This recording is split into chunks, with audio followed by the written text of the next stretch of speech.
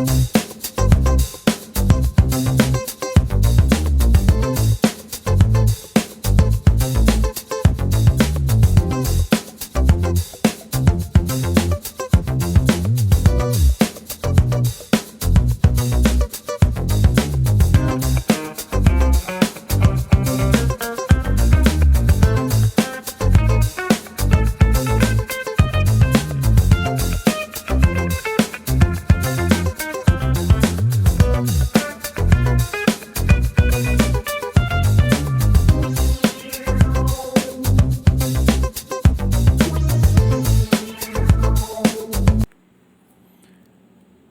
Morning dear students.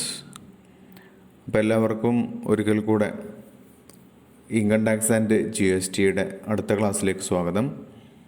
അപ്പോൾ നമ്മൾ 5th സെമസ്റ്ററിലെ എക്സാമൊക്കെ കഴിഞ്ഞ് ഇനി 6th സെമസ്റ്ററിലെ പേപ്പറാണ് ഡിസ്കസ് ചെയ്യുന്നത്. അപ്പം നേരത്തെ ഉണ്ടായിരുന്ന പരീക്ഷയ്ക്ക് എളുപ്പമായിട്ടുണ്ടായിരിക്കുമെന്ന് വിചാരിക്കുന്നു.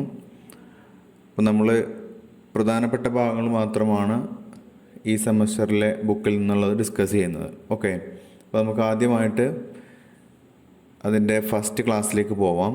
5 മൊഡ്യൂൾസാണ് ഉള്ളത്. അതിൽ ഫസ്റ്റ് പാർട്ട് ഇൻകം ടാക്സും അത് നേരത്തെ നമ്മൾ 5th സെമസ്റ്ററിൽ നിർത്തിയതിൻ്റെ ബാക്കിയാണ് വരുന്നത്. അതൊരു 2-3 ചാപ്റ്റർ വരുന്നുള്ളൂ പ്രധാനപ്പെട്ട കാര്യങ്ങൾ. അതിനുശേഷം GST സംബന്ധമായിട്ടുള്ള കാര്യങ്ങളാണ് പിന്നീട് അടുത്ത പാർട്ടിൽ വരുന്നത്.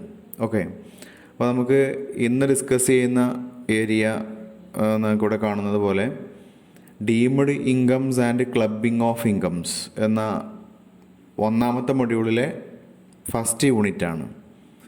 അതിൻ്റെ 1ാമത്തെ പാർട്ടാണ്, ഫസ്റ്റ് പാർട്ടാണ് നമ്മൾ ഇന്ന് ഡിസ്കസ് ചെയ്യുന്നത്, ലെക്ചർ നമ്പർ 1. ഓക്കെ, അപ്പോൾ പ്രീവിയസ് വീഡിയോസൊന്നും അവൈലബിൾ അല്ല. ഇതിൽ ഒരെണ്ണം GSTയിൽ നേരത്തെ GSTയുടെ പാർട്ടിൽ നിന്ന് ചെയ്തിട്ടുണ്ടായിരുന്നു. അതൊഴികെ ഇൻകം ടാക്സിൻ്റെ ആദ്യത്തെ ക്ലാസ്സാണ് നമ്മൾ ഇപ്പോൾ ഇന്ന് ചെയ്യുന്നത്. അപ്പോൾ ഇന്ന് ഡിസ്കസ് ചെയ്യുന്ന പ്രധാന ടോപ്പിക്കുകൾ നമുക്കൊന്ന് പരിചയപ്പെടാം. ആദ്യമായിട്ട്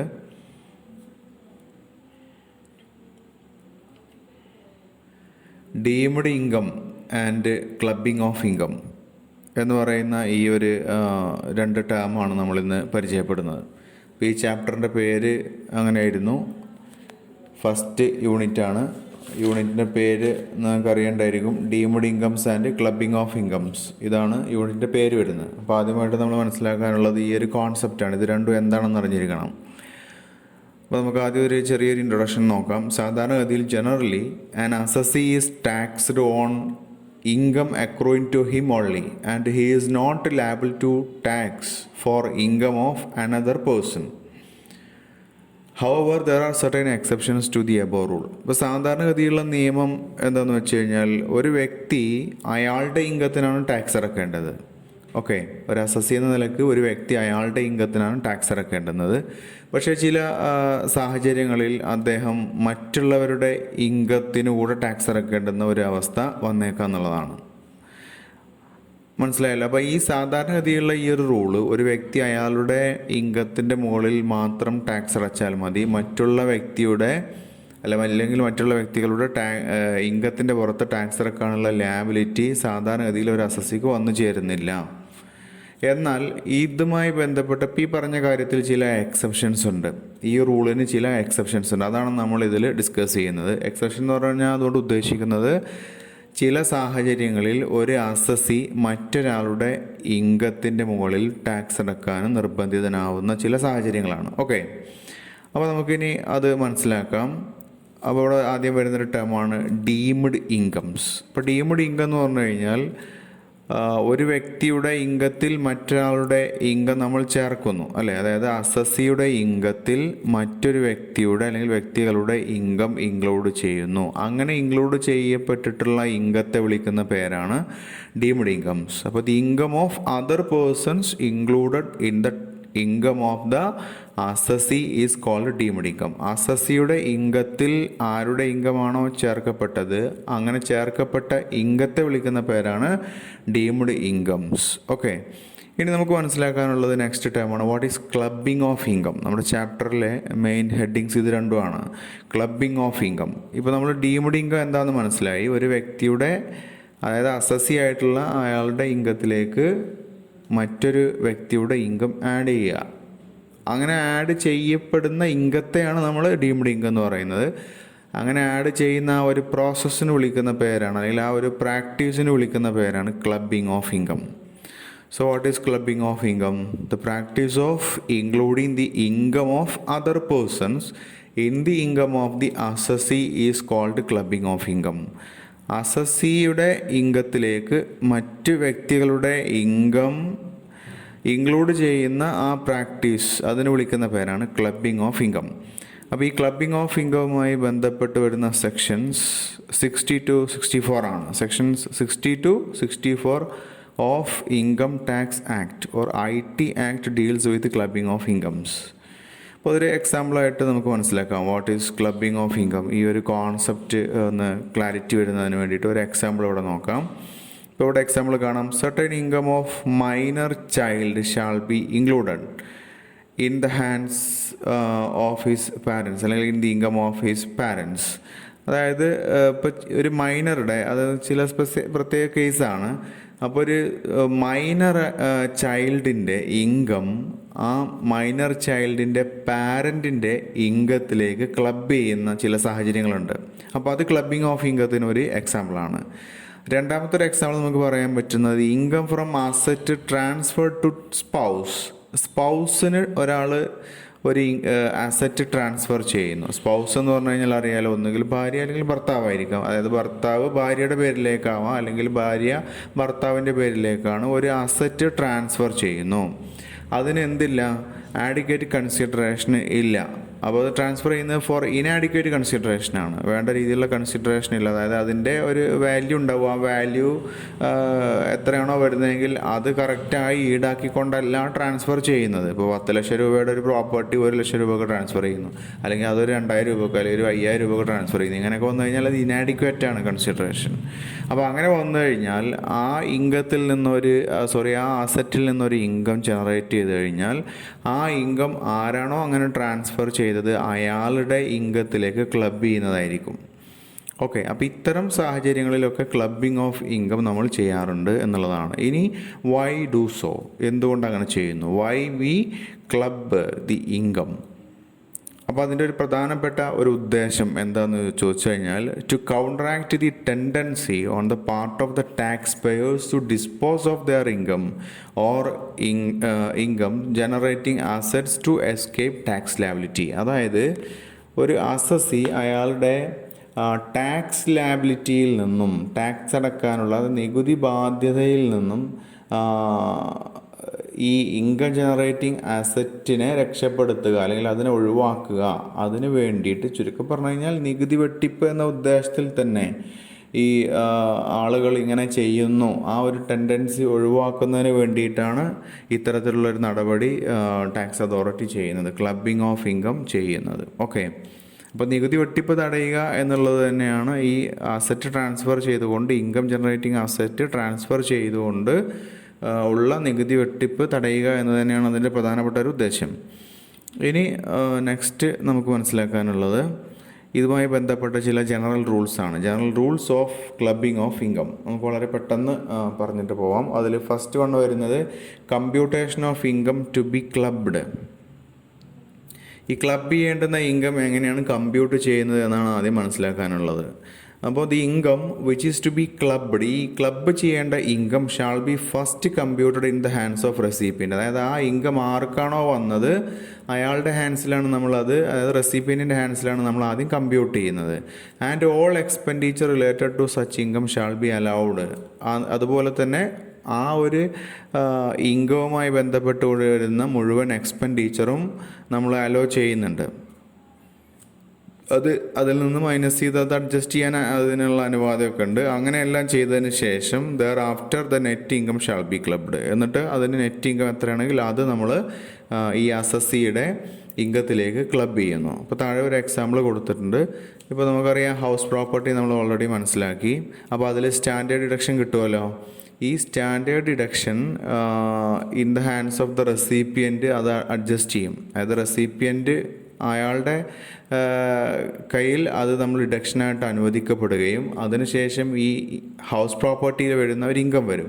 ആ നെറ്റ് ഇൻകം എടുത്തിട്ട് അതാണ് പിന്നീട് ഈ ആരുടെ ഇൻകത്തിലേക്കാണോ ആഡ് ചെയ്യേണ്ടത് അയാളുടെ ഇൻകത്തിലേക്ക് ആഡ് ചെയ്യുന്നത് ഈ നെറ്റ് ഫിഗർ ആയിരിക്കും. അപ്പോൾ ആ ഡിഡക്ഷനും മറ്റ് കാര്യങ്ങളെല്ലാം തന്നെ ചെയ്യുന്നത് റെസിപ്പിയൻറ്റിൻ്റെ ഹാൻഡ്സിലായിരിക്കും. അല്ലാതെ അത് ആ ഗ്രോസ് എടുത്തിട്ട് നമ്മൾ ഈ ആരുടെ ഇതിലേക്കാണോ ആഡ് ചെയ്യേണ്ടത് അയാളിലേക്ക് ആഡ് ചെയ്ത് പിന്നെ അയാളുടെ കയ്യിലല്ല അത് ലെസ് ചെയ്യുകയും അഡ്ജസ്റ്റ്മെൻറ്റ്സ് ഒക്കെ ചെയ്യുകയും ചെയ്യുന്നത്. അപ്പോൾ ആർക്ക് കിട്ടിയോ അയാളുടെ ഹാൻഡ്സിലാണ് അത് ചെയ്യുന്നത്. അതിനുശേഷം നെറ്റ് ഇൻകം എടുത്തിട്ട് ആരിലേക്ക് ആഡ് ചെയ്യുന്നു, ഈ ഒരു അസസിയുടെ ഇൻകത്തിലേക്ക് ആഡ് ചെയ്യാണ് ചെയ്യുന്നത്. ഓക്കെ, അതാണ് അതിൻ്റെ ഒരു പ്രൊസീജിയർ, കമ്പ്യൂട്ടേഷൻ പ്രൊസീജിയർ. രണ്ടാമത്തെ കാര്യം ക്ലബിംഗ് ഹെഡാണ്. എങ്ങനെയാണ് അത് ക്ലബ് ചെയ്യുന്നത്, ഏത് ഹെഡിൽ എങ്ങനെ അത് ഹെഡ് ചെയ്യും എന്നുള്ളതാണ്. അപ്പോൾ income shall be first computed in the hands of recipient നമ്മൾ മനസ്സിലാക്കി. ആദ്യം റെസിപ്പിയൻ്റെ ഹാൻഡ്സിലാണ് അത് കാൽക്കുലേറ്റ് ചെയ്യുന്നത്. And then clubbing shall be made head wise. പിന്നീട് അത് ഹെഡ് വൈസ് ക്ലബ് ചെയ്യുന്നു. ഫോർ എക്സാമ്പിൾ കൊടുത്തിട്ടുണ്ട് ഇവിടെ. ഇപ്പോൾ bank interest of minor child. ഒരു മൈനർ ചൈൽഡ് നമ്മൾ പറഞ്ഞല്ലോ നേരത്തെ, മൈനർ ചൈൽഡിൻ്റെ ഇൻകം ചിലപ്പോൾ ഈ പാരൻറ്റിൻ്റെ ഇൻകത്തിലേക്ക് ആഡ് ചെയ്യേണ്ടുന്നൊരവസ്ഥ വരാറുണ്ട് എന്ന് നമ്മൾ പറഞ്ഞു. അപ്പോൾ ഒരു എക്സാമ്പിളാണ് ഒരു മൈനർ ചൈൽഡിൻ്റെ പേരിലുള്ള ഒരു സേവിങ്സ് ബാങ്ക് അക്കൗണ്ട്. അതിൽ നിന്ന് വന്നിട്ടുള്ള ഇൻട്രസ്റ്റ് ഉണ്ട്. ആ ഇൻട്രസ്റ്റ് നമുക്കറിയാം, ബാങ്കിൽ നിന്നുള്ള ഇൻട്രസ്റ്റ് നമ്മൾ ഏത് ഹെഡിലാണ് നോർമലി ചേർക്കാറുള്ളത്, ഇൻകം ഫ്രം അതർ സോഴ്സിലാണ് അത് വരുന്നത്. ഓക്കെ, അപ്പോൾ ആ ഹെഡിൽ നിന്ന് ഈ കുട്ടിക്ക് മൈനർ ചൈൽഡിന് വന്നിട്ടുള്ള ഇൻകം നമ്മൾ ആഡ് ചെയ്യുന്നത് ഏത് ഹെഡിൽ തന്നെ ആയിരിക്കും. ആ ഒരു ഐറ്റം ഏത് ഹെഡിലാണോ ആഡ് ചെയ്യുന്നത് ആ ഹെഡിൽ കൊണ്ടുപോയി പാരൻറ്റിൻ്റെ ആയിട്ടുള്ള ആ ഹെഡിൽ കൊണ്ടുപോയി ഇൻകം ഫ്രം അതർ സോഴ്സിൽ തന്നെ ആയിരിക്കും അത് ആഡ് ചെയ്യുന്നത്. അതാണ് അവിടെ ക്ലബിംഗ് ഓഫ് ഹെഡ് മനസ്സിലാക്കാനുള്ളത്. അപ്പോൾ ഏത് ഹെഡിലാണോ ആ റെസ്പെക്റ്റീവ് ഐറ്റം വരുന്നത് ആ ഹെഡിലായിരിക്കും അത് ചേർക്കുന്നത്. ഓക്കെ, ഇനി മൂന്നാമത് വരുന്ന ഒരു point deduction under chapter 6A ആണ്. അപ്പോൾ ഡിഡക്ഷൻസ് നമ്മൾ പഠിച്ചിട്ടുണ്ട് 80C to 80U വരെയുള്ള ഡിഡക്ഷൻസ്. അപ്പോൾ ഈ നമ്മൾ ഈ ക്ലബ് ചെയ്യുന്ന ഇൻകത്തിനും ഈ ഡിഡക്ഷൻസ് എലിജിബിൾ ആണെങ്കിൽ under section 80C to 80U deductions eligible ആണെങ്കിൽ then such deduction shall be allowed to the assessee in whose hand such income is clubbed. അപ്പോൾ അത് ആരുടെ ഹാൻഡ്സിലാണോ നമ്മൾ ആ ഇൻകം ക്ലബ് ചെയ്യുന്നത് ആ അസസിക്ക് അത്തരം ഡിഡക്ഷൻസ് എല്ലാം തന്നെ ക്ലെയിം ചെയ്യാവുന്നതാണ്. ഓക്കെ, അപ്പോൾ ഡിഡക്ഷൻ നമ്മൾ ചെയ്യുന്നത് ആ ഒരു അസസിയുടെ ആരിലേക്കാണോ അത് ചേർക്കുന്നത്, ആ ഇൻകം ചേർക്കുന്നത് അയാൾക്ക് അവിടെ ഡിഡക്ഷനായിട്ട് ക്ലെയിം ചെയ്യാവുന്നതാണ്. ഇപ്പോൾ ഈ നേരത്തെ പറഞ്ഞ കേസിൽ ഈ മൈനർ ചൈൽഡിൻ്റെ ഇൻട്രസ്റ്റ് നമ്മൾ അതർ സോഴ്സിൽ കാണിക്കുമെന്ന് പറഞ്ഞു. അപ്പോൾ അത് ചെയ്യുകയാണെന്നുണ്ടെങ്കിൽ ഇവിടെ ഈ പാരൻറ്റിൻ്റെ അതർ സോഴ്സിലേക്ക് നമ്മൾ അതിനെ ആഡ് ചെയ്യുന്നു. അപ്പോൾ അങ്ങനെ ചെയ്യുകയാണെങ്കിൽ ഈ പാരൻറ്റിന് he can claim or she can claim deduction under section 80 TTA. ഈ പാരൻറ്റിന് സെക്ഷൻ 80 TTAയിൽ അതിന് ഡിഡക്ഷൻ ക്ലെയിം ചെയ്യാം എന്നുള്ളതാണ്. ഓക്കെ, ഈ സെക്ഷൻ 80 TTA ഒക്കെ നേരത്തെ നിങ്ങൾ ഡിഡക്ഷൻസ് പഠിച്ചിട്ടുണ്ടായിരിക്കും. അത് ചിലപ്പോൾ നിങ്ങൾ പഠിച്ചിട്ടുണ്ടാകും, അല്ലെങ്കിൽ നമുക്കത് ഈ വർഷത്തെ ഓർഡർ നോക്കിക്കഴിഞ്ഞാൽ ഇവിടുന്ന് അടുത്ത പോർഷനിലാണ് അത് വരുന്നത്. കുറച്ച് കഴിഞ്ഞിട്ടാണ് ഈ ചാപ്റ്ററിൽ ഈ ഡിഡക്ഷൻസിൻ്റെ പോർഷൻ ഡിസ്കസ് ചെയ്യുന്നത്. അപ്പോൾ അതിൽ സെക്ഷൻ 80 TTA എന്നുള്ള ഒരു ഏരിയ വരുന്നുണ്ട്. അത് ഈ സേവിങ്സ് ബാങ്ക് ഇൻട്രസ്റ്റുമായി ബന്ധപ്പെട്ട ഒരു ഭാഗമാണ് അതിൽ വരുന്നത്. ഓക്കെ, അപ്പോൾ ആ ഹെഡിൽ അത് ഡിഡക്ഷനായിട്ട് ക്ലെയിം ചെയ്യാവുന്നതാണ് എന്നാണ് പറയുന്നത്. ഓക്കെ, അപ്പോൾ അതിൻ്റെ റൂൾസൊക്കെ ഉണ്ട്. അത് നമുക്ക് ആ ഭാഗം എത്തുമ്പോൾ ഡിസ്കസ് ചെയ്യാം. അത് ബുക്കിൽ ആ ഭാഗങ്ങളൊക്കെ ഡിസ്കസ് ചെയ്യുന്നുണ്ട്. കുറച്ച് കഴിഞ്ഞാണ്, ലാസ്റ്റാണ്. പ്രോബ്ലംസൊക്കെ വരുന്ന ഏരിയയിൽ തന്നെ ഈ സെക്ഷൻ 80 TTA കുറച്ച് ഇമ്പോർട്ടൻ്റ് ആണ്. അപ്പോൾ അത് നന്നായിട്ടൊന്ന് പഠിച്ചു വെക്കണം. അത് നമുക്ക് ആ ഏരിയ ഡിസ്കസ് ചെയ്യുന്ന സമയത്ത് പറയാം. ഓക്കെ, ഇപ്പോൾ അവിടെ 10,000 രൂപയൊക്കെ അല്ലെങ്കിൽ എത്രയാണോ നമുക്ക് വന്നിട്ടുള്ള ആ ഒരു ഇൻകം ആ ഹെഡിൽ അത് എത്രയെങ്കിലും അത് വെച്ചിട്ടൊക്കെ ഡിഡക്ഷൻ ചെയ്യാവുന്ന ഒരു ഓപ്ഷനാണത്. ₹10,000 അല്ലെങ്കിൽ നമുക്ക് എത്രയാണോ ആ ഇൻകം പിന്നെ അക്കൗണ്ടിൽ നിന്ന് വന്നിട്ടുള്ളത് അത് നമുക്ക് ഡിഡക്ഷനായിട്ട് ക്ലെയിം ചെയ്യാവുന്ന ഒരു ഓപ്ഷനാണ് സെക്ഷൻ 80 TTA. ഓക്കെ, ഇനി ഫോർത്ത് കൊണ്ട് വരുന്നത് ക്ലബിംഗ് ഓഫ് നെഗറ്റീവ് ഇൻകം ആണ്. അപ്പോൾ വേറെ an income is liable to be clubbed. ഒരു ഇൻകം ക്ലബ്ബ് ചെയ്യണം എന്നൊരു ബാധ്യത ഉള്ള ഒരു ഇൻകം, അതേപോലെ തന്നെ ആ ഒരു പർട്ടിക്കുലർ ഹെഡിൽ ലോസാണ് വന്നത് എങ്കിൽ ആ ഒരു സെയിം സോഴ്സിൽ നിന്ന് വരുന്ന ഇൻകം ക്ലബ്ബ് ചെയ്യാമെങ്കിൽ അതിൽ നിന്ന് വരുന്ന ലോസും നമ്മൾക്ക് എന്ത് ചെയ്യാം, ക്ലബ്ബ് ചെയ്യാന്നുള്ളതാണ് നിയമം. ഓക്കെ, അതായത് ഇൻകം ഉണ്ടാകുമ്പോൾ മാത്രം ക്ലബ് ചെയ്യുക എന്നുള്ളതല്ല. ആ പർട്ടിക്കുലർ ഹെഡിൽ ലോസ് ആണെങ്കിൽ ആ ലോസും ക്ലബ്ബ് ചെയ്യാവുന്നതാണ്. അപ്പോൾ ഈ ക്ലബിംഗ് പ്രൊവിഷൻ എന്നുള്ളത് മാൻഡേറ്ററി ആണ്. അത് നിർബന്ധമായിട്ട് ലോ പ്രകാരം ചെയ്യേണ്ടുന്നൊരു കാര്യമാണ്. അത് ഇപ്പോൾ ഇൻകം ടാക്സ് അതോറിറ്റിക്ക് ഒരു പർട്ടിക്കുലർ ഇൻകത്തെ അല്ലെങ്കിൽ ലോസിനെ ഇത്തരത്തിലൊരു പാരൻറ്റിൻ്റെയോ അല്ലെങ്കിൽ ഒരു വ്യക്തിയുടെ ഒരു അസസ്സിയുടെ ഇൻകത്തിലേക്ക് ക്ലബ്ബ് ചെയ്ത് കഴിഞ്ഞാൽ അവിടെ ഇൻകം ടാക്സ് അതോറിറ്റിക്ക് വരുമാന നഷ്ടം ഉണ്ടാവും എന്ന് മനസ്സിലായാൽ പോലും അതിനെ ഒഴിവാക്കാനുള്ള ഓപ്ഷൻ ഇല്ല എന്നുള്ളതാണ്. ഓക്കെ, അപ്പോൾ ഇൻകം ടാക്സ് ഡിപ്പാർട്ട്മെൻറ്റിന് നഷ്ടമാണെങ്കിൽ പോലും ക്ലബ്ബ് ചെയ്യേണ്ടുന്ന ഒരു സാധനം നിർബന്ധമായിട്ടും ക്ലബ്ബ് ചെയ്തിരിക്കണം. ഓക്കെ, അപ്പോൾ അവർക്ക് നഷ്ടം ഉണ്ടാവുമെന്ന് പറയുമ്പോൾ ഈ ലോസ് വരുന്ന കേസുകൾ അല്ലെങ്കിൽ മറ്റ് ഡിഡക്ഷൻസ് ഒക്കെ വന്നു കഴിഞ്ഞാൽ ടാക്സ് അതോറിറ്റിക്ക് അത്രയും വരുമാനം കുറയുകയാണ്. പക്ഷേ അങ്ങനെയാണെങ്കിൽ പോലും ഇത് ഒഴിവാക്കാനുള്ള ഓപ്ഷൻ ഇല്ല എന്നുള്ളതാണ്. ഓക്കെ, അപ്പോൾ ക്ലബിംഗ് ഓഫ് നെഗറ്റീവ് ഇൻകം ആണെങ്കിൽ ക്ലബിംഗ് ഓഫ് നെഗറ്റീവ് ഇൻകവും മാൻഡേറ്ററി ആണ്. നെഗറ്റീവ് ആണെങ്കിലും പോസിറ്റീവ് ആണെങ്കിലും മാൻഡേറ്ററി ആണ്. ഓക്കെ, അപ്പോൾ ഇതാണ് അതുമായി ബന്ധപ്പെട്ടിട്ടുള്ള ചില ജനറൽ റൂൾസ്. ഇനി what are the incomes to be clubbed? ഏതൊക്കെ ഇൻകംസാണ് സാധാരണഗതിയിൽ ക്ലബ്ബ് ചെയ്യേണ്ടതെന്നാണ്. നമുക്കൊരു 10 മിനിറ്റ് കൊണ്ട് ആ ഭാഗം പെട്ടെന്ന് കവർ ചെയ്യാം. ഒന്ന്, transfer of income without transferring assets, section 60 ആണ്. അതായത് income transfer of income transfer ചെയ്യുന്നു വിത്തൗട്ട് ട്രാൻസ്ഫറിങ് അസറ്റ്സ് എന്നാണ്. അസറ്റ് ട്രാൻസ്ഫർ ചെയ്യുന്നില്ല ആക്ച്വലി. അപ്പോൾ വേറെ income is transferred without transferring the asset yielding such income. അതായത് ഒരു അസറ്റ് ഇൻകം ഈൽഡ് ചെയ്യുന്നു, അല്ലെങ്കിൽ ഒരു അസറ്റിൽ നിന്നൊരു ഇൻകം ഉണ്ടാകുന്നു. ആ അസറ്റ് നമ്മൾ ട്രാൻസ്ഫർ ചെയ്യാതെ ആ ഇൻകം മാത്രം ട്രാൻസ്ഫർ ചെയ്യുന്ന ഒരു സിറ്റുവേഷനാണ്. Then incomes of transferred shall be clubbed in the hands of the transferor. അപ്പോൾ അങ്ങനെ ചെയ്തു കഴിഞ്ഞാൽ അസറ്റ് ട്രാൻസ്ഫർ ചെയ്യാതെ ഇൻകം മാത്രം ട്രാൻസ്ഫർ ചെയ്ത് കഴിഞ്ഞാൽ അതിൽ നിന്നുണ്ടാകുന്ന ഇൻകം ആരാണോ ട്രാൻസ്ഫർ ചെയ്തത് അയാളുടെ ഇൻകമായിട്ട് തന്നെ കൺസിഡർ ചെയ്യുന്നതാണ്. എന്നിട്ട് അയാളുടെ ഇൻകത്തിലേക്ക് ആഡ് ചെയ്യും. മനസ്സിലായല്ലോ?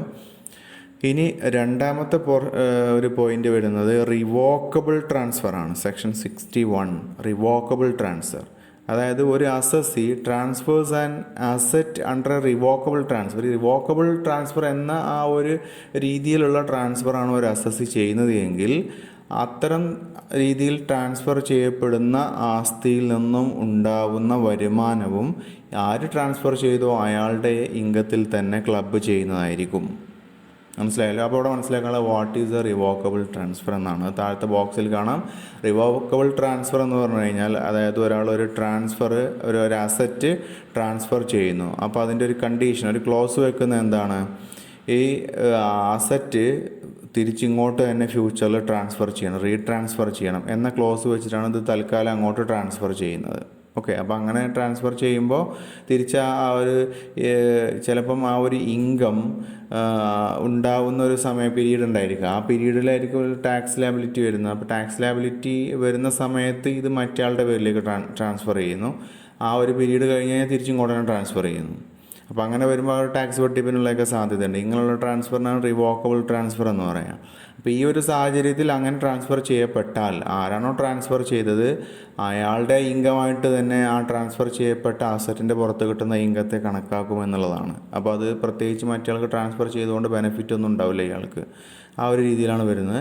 ഇനി രണ്ടാമത്തെ ഒരു ഓപ്ഷൻ ഉള്ളത് transfer of asset containing a clause by which the transferor can reassume right over the asset or income there from. അതായത് ആ അസറ്റിൽ നിന്നുള്ള ഇൻകത്തിൽ അല്ലെങ്കിൽ ആ അസറ്റിൻ്റെ മുകളിൽ വീണ്ടും ഇയാൾക്ക് എന്ത് വരികയാണ്, അധികാരം കിട്ടത്തക്ക രീതിയിലുള്ള ഒരു ക്ലോസ് ഇൻക്ലൂഡ് ചെയ്തുകൊണ്ടാണ് ഈ അസറ്റ് ട്രാൻസ്ഫർ ചെയ്തിട്ടുള്ളത് എങ്കിൽ. അപ്പോൾ ഇത്തരം കേസുകളെല്ലാം തന്നെ ഒറിജിനലായിട്ട് ആ ഓണർഷിപ്പ് തൽക്കാലം ഒന്ന് മാറി നിൽക്കുന്നതേ ഉള്ളൂ. പക്ഷേ ആ അസറ്റിൻ്റെ പുറത്ത് ഇയാൾക്ക് റൈറ്റോ അല്ലെങ്കിൽ എന്തെങ്കിലും ഒരു ഇൻട്രസ്റ്റ് തീർച്ചയായിട്ടും നിലനിൽക്കുന്നുണ്ട്. അപ്പോൾ ഇത്തരം സാഹചര്യത്തിൽ നടത്തുന്ന ട്രാൻസ്ഫറുകളാണ് റിവോക്കബിൾ ട്രാൻസ്ഫേഴ്സ്. ഇത്തരം ട്രാൻസ്ഫർ നടത്തുമ്പോൾ അതിൽ നിന്നുണ്ടാവുന്ന ഇൻകത്തിന് ആര് ട്രാൻസ്ഫർ ചെയ്തോ അയാൾ തന്നെയാണ് അതിൻ്റെ ഉടമസ്ഥനായിട്ട് കണക്കാക്കി അയാളുടെ ഇൻകത്തിലേക്ക് അതിനെ ആഡ് ചെയ്യപ്പെടുന്നതാണ്. ഓക്കെ, ഇനി മൂന്നാമത്തെ ഒരു ഓപ്ഷൻ വരുന്നത് ഇൻകം ഓഫ് സ്പൗസ് ആണ്. സ്പൗസിൻ്റെ income. So certain incomes of spouse will be included in total income. സ്പൗസിൻ്റെ ചില ഇൻകംസും ടോട്ടൽ ഇൻകത്തിൽ ഇൻക്ലൂഡ് ചെയ്യാറുണ്ട്. അത് ഏതൊക്കെയാണെന്നുള്ളതാണ്. ഒന്ന്, ഇൻകം അറൈസിങ് ഡയറക്റ്റ്ലി അല്ലെങ്കിൽ indirectly to the spouse by way of salary, commission, fees or any other remuneration. അപ്പോൾ ഭാര്യ അല്ലെങ്കിൽ ഭർത്താവ്, സ്പൗസ് എന്ന് പറഞ്ഞാൽ രണ്ടും ആവാം. അപ്പോൾ ഭാര്യ, സപ്പോസ് ഭാര്യ എന്ന് വിചാരിച്ചോളൂ. ഭാര്യയ്ക്ക് എന്ത് കിട്ടുന്നു? സാലറി കിട്ടുന്നു, കമ്മീഷൻ അല്ലെങ്കിൽ ഫീസ് അല്ലെങ്കിൽ മറ്റേതെങ്കിലും റെമ്യൂണറേഷൻ കിട്ടുന്നു. അത് ക്യാഷായിട്ട് കിട്ടട്ടെ അല്ലെങ്കിൽ ഇൻ കൈൻഡ് ആയിട്ട് കിട്ടട്ടെ. From A concern in which such individual has substantial interest. അതായത് ആ വ്യക്തിക്ക്, ഇപ്പോൾ ഭർത്താവിന് ഒരു സബ്സ്റ്റാൻഷ്യൽ ഇൻട്രസ്റ്റ് ഉള്ള ഒരു കൺസേണിൽ നിന്നുമാണ് ഈ അദ്ദേഹത്തിൻ്റെ സ്പൗസിന് എന്ത് കിട്ടുന്നത്? ഈ പറയപ്പെട്ട സാധനങ്ങളെല്ലാം കിട്ടുന്നത്. അങ്ങനെയാണെങ്കിൽ ആ സ്പൗസിന് കിട്ടുന്ന ഇൻകം ഈ അസസിയുടെ അല്ലെങ്കിൽ ആ മറ്റേ ഇൻഡിവിജ്വലിൻ്റെ ഇൻകത്തിലേക്ക് ക്ലബ് ചെയ്യുന്നതാണ്. അതാണ് ഇൻകം ഓഫ് സ്പൗസ് എന്നുള്ള പറയുന്ന ഒരു സിറ്റുവേഷൻ. ഇപ്പോൾ ഇവിടെ മനസ്സിലാക്കാനുള്ള കാര്യം ഒരു ടേമാണ് സബ്സ്റ്റാൻഷ്യൽ ഇൻട്രസ്റ്റ് ഉള്ളത് നമ്മൾ പറഞ്ഞു. അപ്പോൾ വാട്ട് ഈസ് സബ്സ്റ്റാൻഷ്യൽ ഇൻട്രസ്റ്റ്? അതിൻ്റെ ഒരു മീനിങ് മനസ്സിലാക്കണം. താഴെ കൊടുത്തിട്ടുണ്ട്. ഇത് നമ്മൾ കഴിഞ്ഞ സെമസ്റ്ററിൽ ഡിസ്കസ് ചെയ്തപ്പോൾ ഇത് വന്നിട്ടുണ്ടായിരുന്നു. ഇതേ ഒരു മീനിങ് നമ്മൾ ഡിസ്കസ് ചെയ്തതാണ്. ഒരു കമ്പനിയുടെ കേസിലാണ് എങ്കിൽ, അതായത് ഒരു കമ്പനിയിലാണ് ഈ സ്പൗസ് ജോലി ചെയ്യുന്നത് എങ്കിൽ അവിടെ അതിൽ സബ്സ്റ്റാൻഷ്യൽ ഇൻട്രസ്റ്റ് ഉണ്ടാവുക എന്ന് പറഞ്ഞാൽ എന്താണെന്നുള്ളതാണ്. അതായത് അവിടെ ഈ ഭാര്യയാണ് അങ്ങനെ ജോലി ചെയ്യുന്നതെങ്കിൽ ഭർത്താവിന് എന്തുണ്ട്? He holds not less than 20% of its equity share at any time. ഇതിൻ്റെ 20% കുറയാത്ത ഇക്വിറ്റി ഷെയർ ഇദ്ദേഹത്തിന് കൈവശം വരികയാണ് ആ ഒരു പർട്ടിക്കുലർ പ്രീവിയസ് ഇയറിൽ. ഓക്കെ, അതാണ് ഒരു കേസ് വരുന്നത്. Such share may be held by the assessee or partly by assessee. അത് ആ ഷെയർ ഒന്നുകിൽ അസസി കൈവശം വെക്കുന്നു അല്ലെങ്കിൽ ഭാഗികമായിട്ട് അസസി കൈവശം വെക്കുന്നു. And partly by one or more of his relatives. അല്ലെങ്കിൽ പാർട്ട്ലി അദ്ദേഹത്തിൻ്റെ ഒന്നോ അതിൽ കൂടുതലോ റിലേറ്റീവ്സ് ആണ് ആ ഷെയർ കൈവശം വെക്കുന്നത്. റിലേറ്റീവ് എന്ന് പറയുമ്പോൾ ഈ സ്പൗസ് ആവാം, അല്ലെങ്കിൽ ബ്രദർ, സിസ്റ്റർ, അല്ലെങ്കിൽ മറ്റേതെങ്കിലും തരത്തിൽ നിയമപരമായിട്ട് വരുന്ന അദ്ദേഹത്തിൻ്റെ ആ ഒരു റിലേറ്റീവ് ആവാം. മറ്റൊന്ന് അതർ കൺസേൺസ് ആണ്. ഇനി കമ്പനി അല്ലാത്ത കേസാണെങ്കിൽ 20% കുറയാത്ത അത്തരം സ്ഥാപനത്തിലെ പ്രോഫിറ്റിൻ്റെ, ഓക്കെ, അപ്പോൾ അത്തരം കൺസേണിലെ 20% കുറയാത്ത പ്രോഫിറ്റ് കിട്ടാൻ ഇയാൾക്ക് ഇയാൾ എൻറ്റൈറ്റിൽഡ് ആണ് ആ പ്രീവിയസ് ഇയറിൽ. ഓക്കെ, അപ്പോൾ അങ്ങനെ വരുമ്പോഴും അപ്പോൾ ഇതുപോലെ such share of profit may be held by the assessee himself for together with his relatives. അപ്പോൾ ഇതും ഇയാൾ ഒറ്റക്കന്നെ വേണം നിർബന്ധമില്ല. ഇയാൾക്കും ഇയാളുടെ ആ റിലേറ്റീവ് എന്ന ഡെഫിനേഷനിൽ വരുന്ന ആളുകൾക്കും കൂടെ ചേർന്ന് ഈ ഒരു പർട്ടിക്കുലർ സ്ഥാപനത്തിൽ 20% കുറയാത്ത പ്രോഫിറ്റ് വിഹിതം കിട്ടുന്നുവെങ്കിൽ അയാൾക്ക് അതിൽ സബ്സ്റ്റാൻഷ്യൽ ഇൻട്രസ്റ്റ് ഉണ്ടെന്ന് പറയും. അപ്പോൾ ഈ രണ്ട് സാഹചര്യത്തിലും ഈ മറ്റേ ആൾക്ക് അതിൽ സബ്സ്റ്റാൻഷ്യൽ ഇൻട്രസ്റ്റ് ഉണ്ടെന്ന് പറയുന്നു. അപ്പോൾ ഈ ഒരു സാഹചര്യം നിലനിൽക്കെ അതിൽ അയാളുടെ സ്പൗസിന് ഇത്തരത്തിലൊരു ഇൻകം, ഈ പറയപ്പെട്ട ഇൻകം ഏതെങ്കിലും വന്നാൽ അതിനെ അയാളുടെ ഇൻകം ആയിക്കൊണ്ട് കണക്കാക്കി അദ്ദേഹത്തിൻ്റെ ഇൻകത്തിലേക്ക് തന്നെ ക്ലബ്ബ് ചെയ്യുന്നതായിരിക്കും. ഇതാണ് പറഞ്ഞതിൻ്റെ ചുരുക്കം. ഇനി ഈ സ്പൗസുമായി ബന്ധപ്പെട്ട് ഇപ്പോൾ ഇത് ഒന്നാമത്തെ ഒരു കാര്യമാണ് പറഞ്ഞത്. ഇനി രണ്ടാമത്തെ സ്പൗസുമായി ബന്ധപ്പെട്ട് വരുന്ന മറ്റൊരു കാര്യം വരുന്ന ഇൻകം വരുന്നത് അസറ്റ് ട്രാൻസ്ഫർ ടു സ്പൗസ് ആണ്. അതായത് സ്പൗസിന് ഒരു അസറ്റ് ട്രാൻസ്ഫർ ചെയ്യുന്നു, കാര്യമായിട്ടുള്ള കൺസിഡറേഷൻ ഇല്ലാതെയാണ് അത് ട്രാൻസ്ഫർ ചെയ്യുന്നത്. അപ്പോൾ അതിൽ നിന്ന് വരുന്ന ഇൻകവും ഈ ആര് ട്രാൻസ്ഫർ ചെയ്തോ അയാളുടെ ഇൻകത്തിലേക്ക് ക്ലബ് ചെയ്യുന്നതാണ്. ഇനി അതിൽ കുറച്ച് കണ്ടീഷൻസ് ഉണ്ട്. Such income will not be clubbed. ഇത്ര ഇൻകം ക്ലബ്ബ് ചെയ്യില്ല. ചില സാഹചര്യങ്ങളുണ്ട്, 3 സാഹചര്യങ്ങളുണ്ട്. ആ സാഹചര്യങ്ങളാണെങ്കിൽ ക്ലബ്ബ് ചെയ്യില്ല. അതിലൊന്ന് ഇതാണ്. അതൊന്ന് ആഡിക്കേറ്റ് കൺസിഡറേഷൻ ഉണ്ടായിട്ടാണ് അത് ട്രാൻസ്ഫർ ചെയ്യുന്നത്. അതായത് അതിന് കാര്യമായിട്ടുള്ള ഒരു കൺസിഡറേഷൻ എത്രയാണോ അതിൻ്റെ യഥാർത്ഥ കൺസിഡറേഷൻ വരുന്നത് അത് കൊടുത്തിട്ട് തന്നെയാണ് ആ അസറ്റ് ട്രാൻസ്ഫർ ചെയ്യുന്നതെങ്കിൽ പ്രശ്നമില്ല. രണ്ടാമത്തെ ഒരു ഓപ്ഷൻ വരുന്നത് ഇത് ലീവ് അപ്പാർട്ട് ചെയ്യുന്നതിന് വേണ്ടിയിട്ടുള്ള ഒരു അഗ്രിമെൻറ്റിൻ്റെ പുറത്താണ് ഇങ്ങനെ ട്രാൻസ്ഫർ ചെയ്യുന്നത്. ഓക്കെ, അത് വേറിട്ട് താമസിക്കുക എന്നുള്ള ഒരു രീതിയിൽ അഗ്രിമെൻറ്റിൻ്റെ പുറത്താണ് അത് ട്രാൻസ്ഫർ ചെയ്യുന്നതെങ്കിലും കുഴപ്പമില്ല, അത് ക്ലബ് ചെയ്യില്ല. Where the asset transfer is house property. ഇനി മറ്റൊരു ഓപ്ഷൻ, ഈ ട്രാൻസ്ഫർ ചെയ്യപ്പെട്ട പ്രോപ്പർട്ടി ഹൗസ് പ്രോപ്പർട്ടി ആണെങ്കിലും അത് ക്ലബ് ചെയ്യില്ല എന്നുള്ളതാണ്. ഓക്കെ, കാരണം ഹൗസ് പ്രോപ്പർട്ടി ട്രാൻസ്ഫർ ചെയ്യുകയാണെങ്കിൽ അതിനെ ഗവേൺ ചെയ്യുന്ന സെക്ഷൻ 27 പ്രകാരം മറ്റ് ചില അഡ്ജസ്റ്റ്മെൻറ്റുകളാണ് അതിൽ ചെയ്യാനുള്ളത്.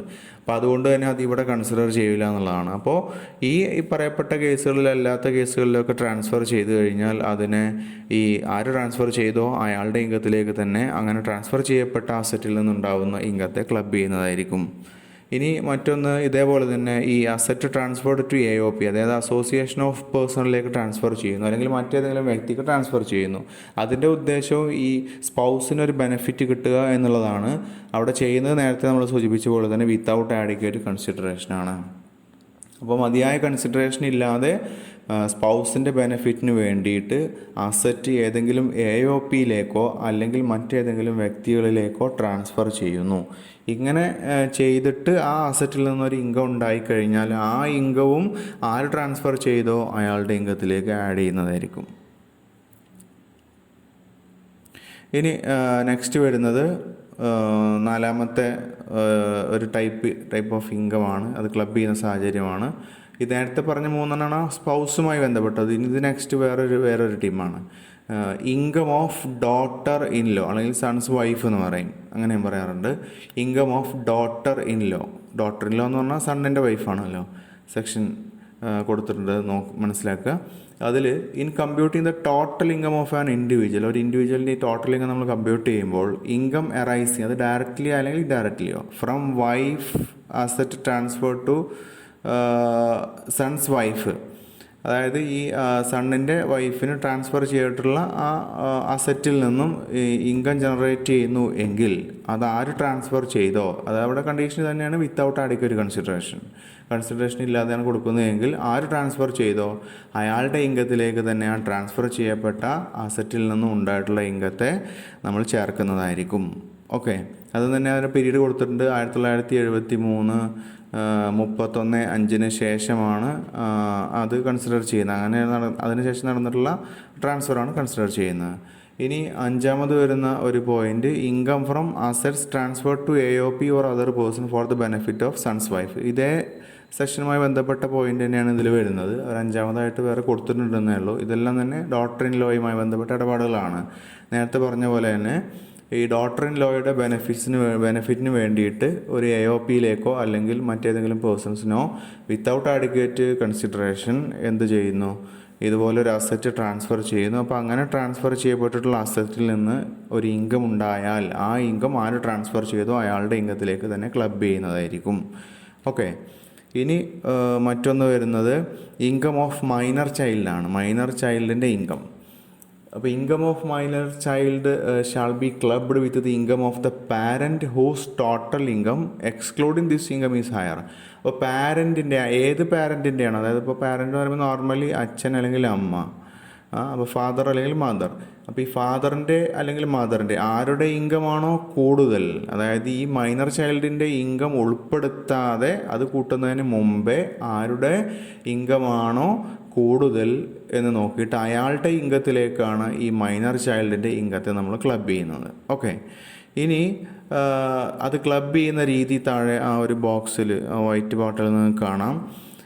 അവിടെ ക്ലബ് ചെയ്യുമ്പോൾ രണ്ട് കാര്യങ്ങൾ ശ്രദ്ധിക്കാനുള്ളത്, ഒന്ന് ഈ പാരൻസ് തമ്മിലുള്ള റിലേഷൻഷിപ്പാണ്. അതായത് ഈ അച്ഛനും അമ്മയും കല്യാണം കഴിച്ചിട്ടുള്ള ആളുകളാണെങ്കിൽ, അതായത് വെൻ മാരേജ് സബ്സിസ്റ്റ് എന്ന് പറയുന്നത് അതാണ്. കാരണം അല്ലാത്ത കേസുകളും ഉണ്ടാവാം. ഒന്നിച്ച് ജീവിക്കുന്ന അവർക്ക് മക്കളുണ്ടാവുന്ന അവസ്ഥയും നമുക്കിപ്പോൾ കാണാവുന്നതാണ്. അപ്പോൾ ഈ മാരേജ് സബ്സിസ്റ്റ് ചെയ്യുന്നുണ്ടെങ്കിൽ with the income of that parent whose total income excluding this income is higher. അതാണ് നമ്മൾ നേരത്തെ പറഞ്ഞ ആ ഒരു കണ്ടീഷൻ അവിടെയാണ് നേരിട്ട് വരുന്നത്.